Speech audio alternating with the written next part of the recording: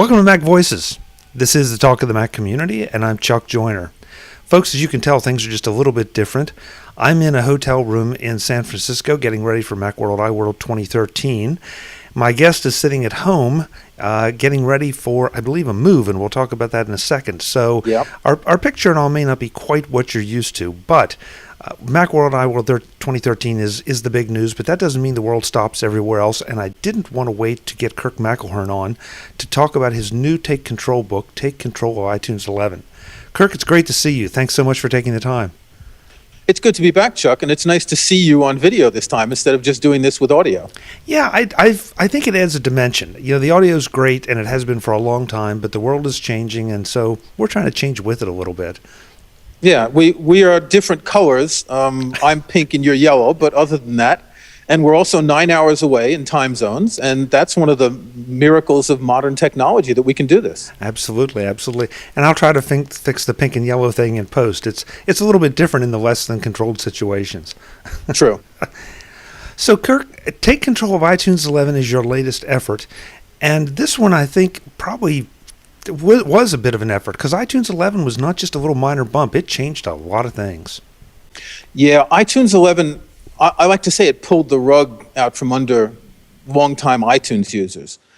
It removed a number of the ways that people were used to viewing their content in iTunes, especially music. It added new ones. It took away the sidebar that everyone was familiar with on the left side. It added a new one on the right. It took away another one on the right that had store content and Genius content. It basically changed, while it didn't change the structure of iTunes, it changed the way users perceive what's in their iTunes library. And I have to admit, I've always been one that when iTunes makes a change, okay, I got to do a little hunting, but so much of the stuff that I used remained the same. This time, that wasn't the case. I had to do a lot more hunting, and I've had to change the way I look at my music at times. And I think it's for the better, or at least maybe neutral, but I'm not quite sure. You know, I field a lot of questions from iTunes users for the Ask the iTunes column I write for Macworld. I get hundreds of questions a month, and a lot of the questions about iTunes 11 were, where did this go? Where did that go? Why can't I do this the way I did it before? A musician I met with not long ago who isn't very iTunes savvy but organizes his music in iTunes told me, I'm totally confused. That bar on the left where all my playlists were, it's gone. So I said, here's what you do, Command-Option-S, and boom, it's back, and he was thanking me. He was so happy. So a lot of the options that we had before are gone. A lot of them are there, but they're hidden or they're turned off by default. Personally, if I didn't write about iTunes, I probably would have stuck with iTunes 10. I really appreciated the way iTunes 10 worked. The way it displayed content was much more logical to me than the way it works now. Kirk, you mentioned that a lot of the things are hidden or turned off by default. I've got this strange, I guess, faith in Apple that if they did it, then there's usually a good reason. Not always, but usually. So I've sort of been struggling through without trying to turn the sidebar back on and without trying to turn certain other things back on, at least the ones that I could find or knew about until I read your book. And the experience has been mixed, frankly. And I do feel like in places I've lost a little something. Is my approach wrong? Because I tend to think that if they turned it off now, in the next iteration, it will be gone completely. Well, here's an example. They took away color from the icons in the Finder sidebar and from the icons in the iTunes sidebar. And in my opinion, that was a mistake because those little colors, even if they're very small, tiny icons, they help you spot different things. Now, we see in iTunes 11, the color's back. So they're taking the color, and they realized it was a mistake. It wasn't a step toward removing something. It was a mistake, and they realized it. As an aside, I think the color will come back in the Finder. But in iTunes, it's hard to tell. There are things that were removed that a lot of people liked. iTunes DJ is a good example. With iTunes DJ, you could tell iTunes to search in a playlist or your entire library, pick a bunch of songs, and just play them. A lot of people really like this, and I've gotten tons of emails about this, and they replaced it with this Up Next feature, which is A, extremely confusing, and B, doesn't work the same way as iTunes DJ. Is it an improvement? For some people it is, but for a lot of people it's just confusion. Yeah, I didn't use iTunes DJ. I do sort of like the up next thing, simply because I not to be smart about it, I can see what's up next in a given playlist. So that to me was an advantage. But maybe I was missing something with iTunes DJ. So maybe it's me that's wrong in that one.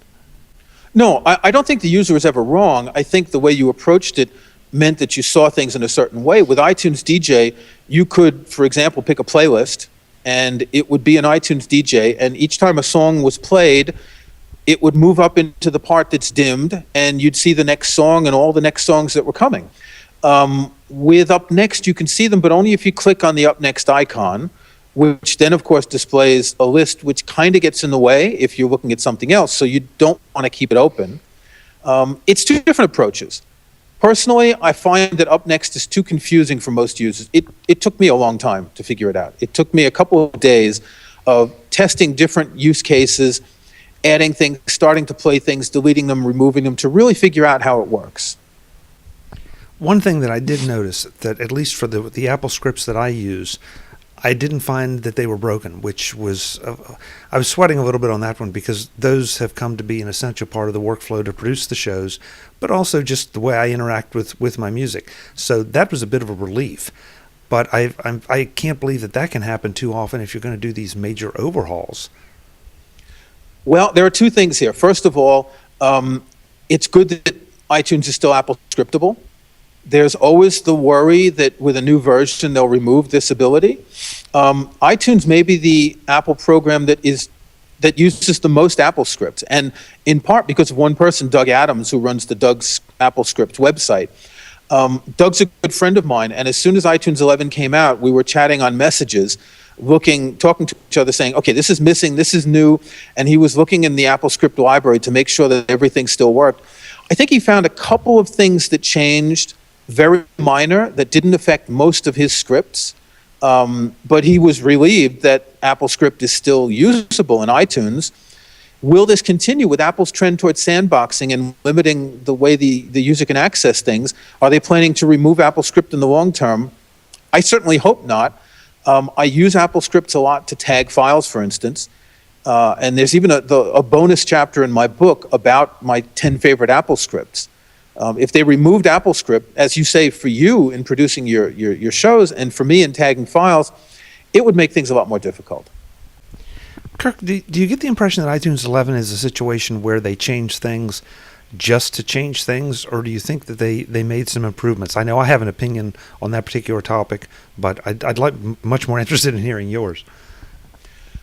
Well, we have to remember the context. Apple had initially said that iTunes 11 would come out in sometime in October. And then the last day of October, it didn't come out. And all of a sudden, we realized that a few days later, we learned that there was a shakeup at Apple. A number of people got removed from the company. And it seemed that this iTunes delay was related somehow to design elements that the people who were removed maybe wanted and others didn't. And it's hard to know if that was the only reason, because what we see of iTunes 11 is still what Apple was showing on their website. Now, it could be that some of the things that were removed after this shakeup, and that's why it took another month. Things like cover flow view, which personally I didn't use, but a lot of people did. Could that have been removed because whoever took charge of iTunes said, well, I don't want this anymore? Now, as to whether this is better, I'm of two minds with this. I think some of the things are better. Some of the new displays are interesting. What they call expanded album display. So when you're in albums view and you click on an album, and it sort of opens up to show you the tracks, and you can have the colors related to the albums. That's attractive. That's nice. On the other hand, the album display that we could have before, which was in a list view, where you could see the tag information for your files and have album art, is gone. So the new view is nice. The old view was very useful. A lot of people, including myself, used it. Is it an improvement to have the new view? Yes. Is it a step back to remove the old view? I think so. In my opinion, they could have added the new view and kept the old view. They could have kept cover flow view. They could have kept the column browser, which a lot of people like to use in different views, both at the top of the window and on the left side. So there's better, there's worse, there's neutral. It's a mixed bag. Well, the one thing that I dislike is that when you've had a number of things in a program, particularly these different view options, for years, for several versions of the program, and then you take them away, users can have a lot of trouble adapting. Yeah, I agree with you. And I guess the reason that I feel like Apple gets in a damned if you do, damned if you don't situation where if they leave all the features in and try to add new ones, then people talk about bloat, and there's some truth to that. But if they take features out, then if they happen to take your favorite feature out or my favorite feature or something that we really found useful, then we complain that, oh, you're stripping it down and you're not, you're taking away the value. So I'm always interested in the decisions and why they would make them. And Apple's not necessarily known for doing a lot of public query on things like this. I think they watch very carefully. No, absolutely not. But no. they are the ones that end up making the decisions. How do you feel about? I'm sorry. Go ahead. They make the decisions based on their internal testing and feedback. As far as I know, they don't beta test any software outside of Apple. I know that they pay attention to articles I write on Macworld, articles I write on my website. But what they take into account after that is, it's what they want to do. Remember, iTunes has hundreds of millions of users. It is probably, after web browsers, the most widely used software in the world. So Apple has to balance what the users want and what they think is practical and what makes the program doesn't slow the program down. Maybe certain views like cover flow could slow the program down on older computers because of the video rendering. And remember, they have to make this for Mac and Windows. So I think a lot of these decisions are extremely complex. On the other hand, something that already existed and already worked on Mac and Windows, to take it away, yeah, okay, maybe it makes less bloat, but I'm not sure it's always a good solution. Kirk, how do you feel about the way they've segregated out movies and music and podcasts and apps and all? Before iTunes 11, there was a lot of criticism that iTunes had gotten, bloated, had taken on more than it should have, was confusing to new users. And again, I sound like an Apple apologist, and I'm not. I just looked at it and thought, okay, it makes sense to have all these things in this app. Like you said, it's working on both platforms. It's moderately approachable. You need books like yours to really take full advantage of it. And so it looks like Apple tried to address some of those issues by making it almost, once you change what you're looking at, the interface doesn't completely change, but it's a lot more focused on that type of media. Right. I think the bloat argument is something that is just, I don't know, people toss this out because they say, I can complain about it and I'll call it bloated, and that's the answer. I don't think that's a problem. I think, first of all, when you talk about software bloat, there are two issues. One is too many features that get in the way, which isn't the case in iTunes. The features you don't use don't get in your way because you're not using them. And two is what the software manages. Now, picture the opposite situation. So you've got iTunes for music, you've got iThis for videos, you've got iThat for podcasts, you've got iThis for audiobooks, you've got iThat for books. Is that any better? As you just said, when you switch content, the views are similar, so there's a coherence when you're looking at movies and books and music. But if you got to have a half a dozen applications, plus, hey, why not a separate application for the iTunes store? Why not another one for syncing? That's confusing. So I think the trade-off between bloat and confusion, if you want to call that bloated, be my guest. I don't consider it to be such. I think it's a lot better to have it all under one roof than to have people opening a half a dozen applications to manage their media. I'm glad to hear you say that. I think that's a very balanced, logical look at it. Because it was making me crazy. I mean, sure, you could get specialized applications to do certain things to your video and to your audio, at least to some degree. And we still have that issue, and you just passed over it lightly, but I think it's a key one, that this is still the hub for many people, I would venture to say most, for moving this device, moving the information to their iDevice, be it an iPhone, iPod, iPad, it's still the way you do it. Now Apple's trying to encourage us to move to the cloud and do over-the-air syncing, and there are issues with that, both good and bad. Yeah. But I do think that it almost feels like one of the key focus points, on this decision has to be the iDevice relationship.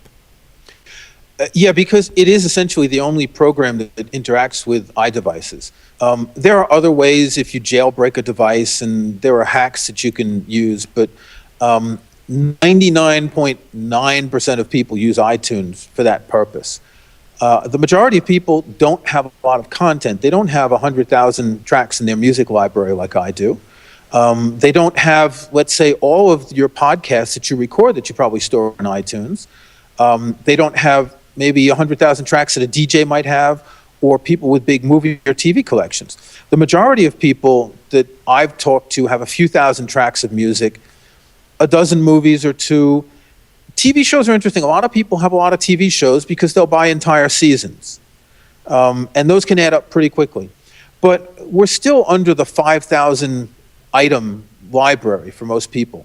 So it's less confusing than it is for people with a lot of content. It's less demanding for someone with that kind of content that can fit it all, with the exception maybe of videos, because they take up a lot of space, but they can fit all the music they have onto their iPod. They don't really have to worry about choosing what to sync. It makes it an awful lot easier when you've got a 16 gig iPod Touch and you've got 8 gigs of music. You just sync everything. That, all your apps, your books, and you then have to choose for your movies and videos. But for music, it's generally not a big problem for most people. I'm glad you took us there, because folks that know you from this show or from Macworld or whatever know that you are very much an eclectic music lover. You go everything from the Grateful Dead to classical. You also obviously are familiar with video, TV series, movies, and all those kind of things. How has iTunes 11 gone up or down in the actual handling of the media? And again, I know you've leveled a number of criticisms at iTunes for its handling of classical music in the past. Well, that hasn't changed too much because it still uses the same metadata, the same tags. You've got an artist tag, a composer tag, album, song, etc. What has changed, though, is the way that you view your content.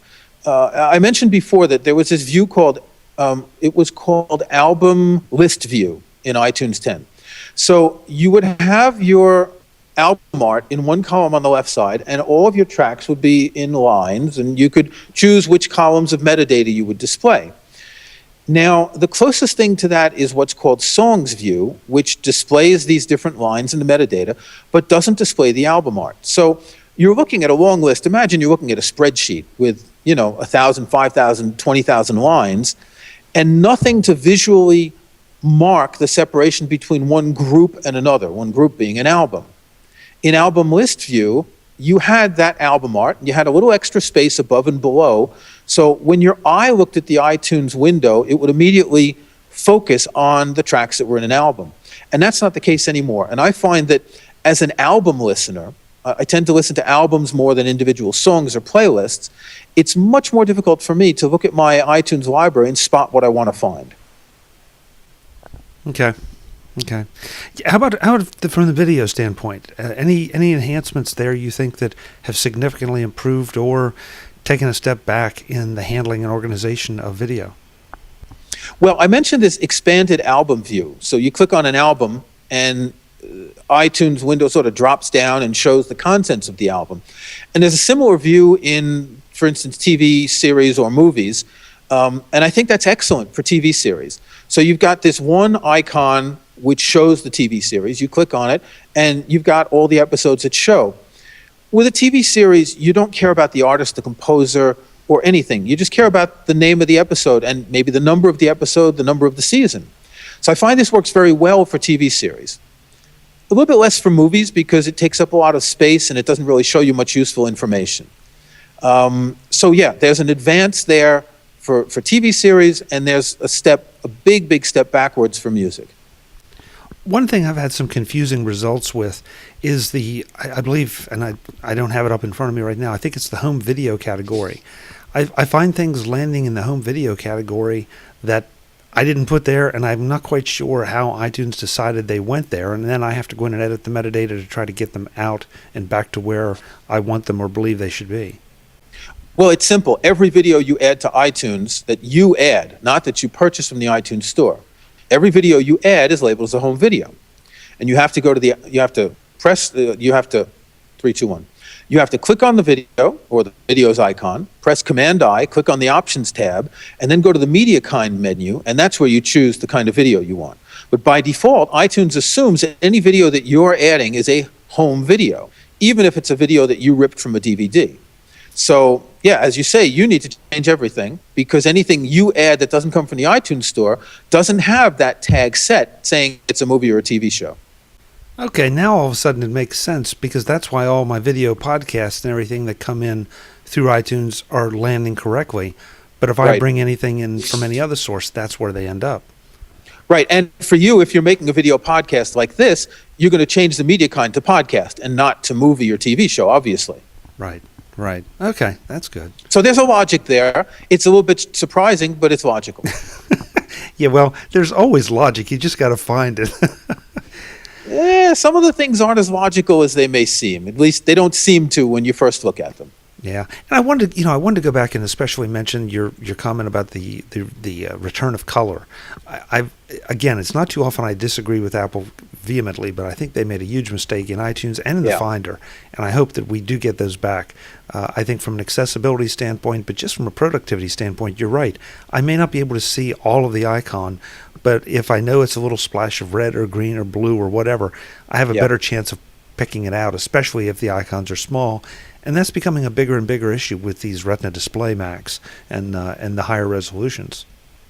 And with our age, as we get older, and I wear glasses, so not everything is in perfect focus. I think there are two issues. When they removed color, they also I'm going to say that again. When they removed color, they also shrank the text in a lot of places. So not only does the lack of color make it harder to spot things, but the text is smaller. You have to squint. You have to maybe lean closer to the screen if you're my age or your age. I wrote an editorial for Macworld a couple months ago about that. Got a lot of letters from people on my side of 50 who were saying, yeah, it's good that you said that. I think Apple needs to pay a little bit more attention to the older generation, because we buy Macs just like younger people. Actually, Retina displays aren't a problem, because the default, it's not the default pixel size, it's the default appearance size of fonts, let's say in the Finder, are larger on a Retina display than they are on a standard display. So I'm looking at a 27-inch Thunderbolt display right now. And over here I've got a 13-inch MacBook Pro with a Retina display. If I hold them up using the default resolution on the 27-inch display and the default Retina, what they say best for Retina resolution on the Retina display, that font is going to look bigger. It's got more pixels in it. You can't measure it by pixels, but it's going to look bigger compared to the other one. So it's not that that's smaller. Of course, you can make it smaller in the display's preference pane by choosing, I don't know what the terminology is, more pixels, I think it says. And in that case, it comes out smaller. But by default, it's actually bigger. And it's a lot crisper and a lot cleaner. And if you have a Retina display, you know what I mean. You get one of those, you don't want to go back. Oh, yeah. Oh, boy, is that ever true. Is that ever true? Kirk, let's shift over to some specifics about the book. How does Take Control of iTunes 11 approach iTunes? Is it for the novice, which really seems strange? It's hard to believe there are any novices to iTunes anymore. Or is it really? You'd be surprised. Really? Okay. Given the emails that I get from my column, you'd be surprised. I would say half of people that use iTunes are novices, in the sense that it's not that they're new to using iTunes. It's that they've never looked into how to get things done the way they want. You and me were tinkerers. You use Apple scripts. I use Apple scripts. You're going to look, as soon as a new version of a program comes out, you're going to look in the preferences, because that's where the changes are that let you tweak things. You're going to look in the menus, the view menu, things like that. Most people just use the default and don't ask questions. So, yeah, we've got a lot of novices out there. Maybe they've been using iTunes for years, and they've never really considered looking closely into the program. So my approach in the book is to walk through all of the different things you need to do to get to, let's say, a strong intermediate user, not necessarily a power user, but a strong intermediate user who knows how to do what they want to do and can do a lot of things with iTunes. So I start with things like ripping. Now, I point out in the book that a lot of people don't buy CDs and don't rip CDs, so the rip chapter for a lot of people isn't necessary. And then I get into tagging and playing and viewing and all of these things that slowly build up. So you learn progressively how to use iTunes the way you want. Now, this in some ways betrays my experience as a teacher. I was an English teacher. I taught English as a foreign language for about 8 years. So I'm used to taking people with little skills and building it up slowly to get them to a level of, in that case, conversing in English. And it's kind of the same with the iTunes book. I get people who are what you call in the language business false beginners, so they know how to use it but not really well. That's a term in the language business. Yeah, it's a good one. And I bring them up to intermediate level by showing them the different things they can do. The book is somewhat linear, but it's very easy to jump around. There's a view chapter, a search chapter, so if you open the book and you've got questions about viewing, you don't have to start in the beginning reading chapter number 1, Welcome to iTunes, chapter number 2, Hands-on with iTunes. Each chapter has a specific title that's going to show you exactly what it's talking about. So you can read it from beginning to end, or you can look at the table of contents and dip into it and find what you're looking for relatively easily. That's a great way to approach it. I am surprised that you have that many people that you would consider novices. The false beginner is also an interesting concept. I've never heard that, but I know a lot of people that, frankly, on a lot of pieces of software that probably fit that description. I might be even one of them in one or two places. Yeah, in language teaching, a false beginner is someone who maybe had a few years of a language in school and hasn't practiced it and is in the business world and needs to use it. So they have some of the foundations, but they can't really put the words together to make sentences very effectively. So with software, you're using the thing, you know how to do some features, but I don't know, take Microsoft Word, you know how to change fonts and make them bold and underline, but you don't know how to put tables into a document or split the window or use change tracking. It's that kind of thing. With iTunes, you know how to make a playlist, but you don't know how to make a smart playlist maybe. You know how to rip a CD, but you're not really up on all the different tags you can change.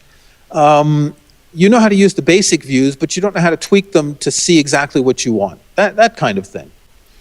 And let's be honest here. We started out this discussion by saying iTunes is can be a rather complex piece of software. It's a very powerful piece of software because it's addressing so many needs in so many different areas for so many different kinds of media.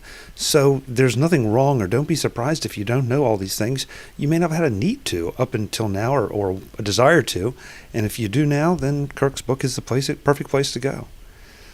Yeah, what's interesting is if you look at the history of iTunes, there are some things that really haven't changed. For instance, tagging files has basically not changed since the beginning. Because it's based on a standard, what's called the ID3 standard, which is used for MP3 files, and you've had pretty much the same options for tagging since the beginning. Now, they've added different media kinds, so videos and podcasts and all that, but all of the other tags are pretty much the same. So if you were to go back to iTunes 1, you would see that in a structure that's extremely limited, you've got pretty much the same stuff going on regarding the way you manage the metadata of your files, which frankly, the metadata and the tags, this is the key to organizing files, to syncing files, to creating playlists, and smart playlists especially. And that really hasn't changed. What's changed is the addition of different kinds of media, which have brought in different types of questions and problems, and the whole syncing thing, which in the beginning was a lot simpler than it is now. But yeah, it's a powerful program with a lot of features.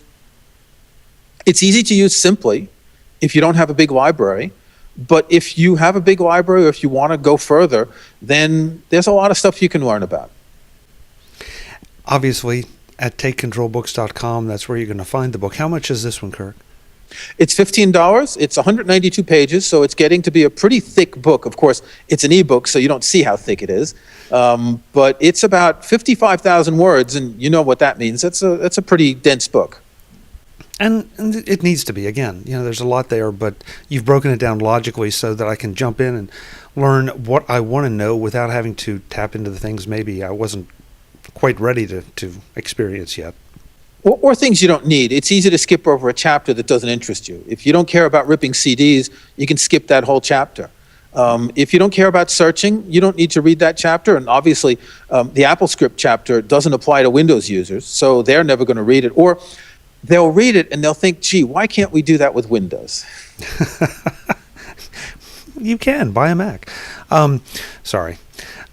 Kirk, at the top of the show, I said something about you getting ready for a move. Where are you moving from and to? Well, I live in the southern French Alps. And I've been in France for 28 years, and I've lived in a number of areas of France. And I'm moving to England in April, moving to Yorkshire. Now, interestingly, there is a link between the two, or there will be in 2014. The city I live in now is going to see the Tour de France for 3 days in 2013. And the Tour de France is starting in Yorkshire in 2014, which I find quite interesting. They're doing 3 stages in England, in part because they like to go to other countries to get more people to see it, and in part because the last winner of the Tour de France was English. Did you have anything to do with this? No, absolutely not. I just found it to be a wonderful coincidence because I'm the place I'm living now, I've been here for a year. The town I was in before, I was there for 12 years, and it was on a road that the Tour de France took several times. In fact, if listeners, viewers want to go to my website, McElhearn.com, scroll down a little bit, there's an article I wrote about what it's like to watch the Tour de France from the side of the road. So I find it kind of interesting that I'm going to be in a city in England where a stage of the Tour de France is going to start, and I'll be able to go see it again. And maybe have an update to the post. It may be a whole different experience there. I'm sure it will be because the people in England have never seen it, whereas here everyone's used to it. They know what to expect. Interesting. Well, the other thing, I want to make 2 notes. First of all, folks, Kirk and I at the top of the show also were talking about the miracles of modern technology.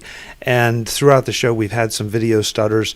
I'm going to take blame for that. That's hotel internet. I don't care where you are. That's just the nature of things. So we're sorry about that. We do know it's happening, but it hasn't been so bad that I think we have to eliminate the video part. The second thing, Kirk, is, I was sorry to hear that you're getting older, because I'm not admitting to that. Come on. Yeah, thanks a lot. You're going to put me on the spot. No, but really, come on. I mean, nothing personal, but look up there, huh? Thanks, Kirk. we're both getting over the hill a little bit, but yeah. No, we're just getting more experience. Can't avoid it. We're getting more experience. That's we're getting wiser and more experienced. It's true, but the eyes get a little bit weaker, and I don't know if you're wearing contact lenses there. I can't tell, but I need glasses, so yeah. Yeah, it happens to everybody. Yep. Folks, that's Kirk McElhearn. He's the author of Take Control of iTunes 11. If you aren't satisfied with your iTunes 11 experience yet, this is what you need to kind of catch up and figure out just how to get it all back. Kirk, it's a real pleasure. Thanks so much. We'll talk to you again soon. Maybe next time you'll be in England. Maybe next time I'll be in England. Yeah, thanks for having me again, Chuck. Take care. Folks, Mac Voices is the talk of the Mac community. I'm Chuck Joyner. When you next see me, we'll be hip deep in Macworld iWorld 2013 coverage. But until then, thanks for listening.